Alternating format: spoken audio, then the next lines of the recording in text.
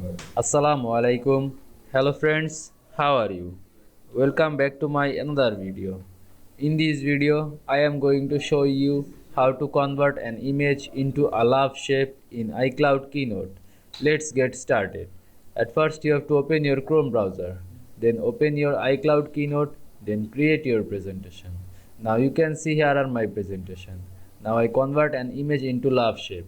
At first I have to insert a love shape. Click this shape icon and you can see here are many options. Now I choose symbols and you can see here are a love shape.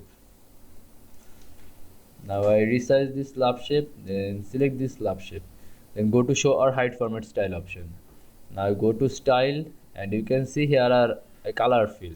Click this color fill drop down menu and choose image fill. Now press choose and find your image.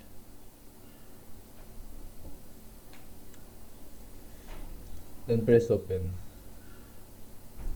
You can also scale here on your image. Now you can see I convert an image into a love shape in iCloud Keynote very easily. I hope you enjoyed my video. Please like, comment, share and subscribe my channel. Thanks for watching.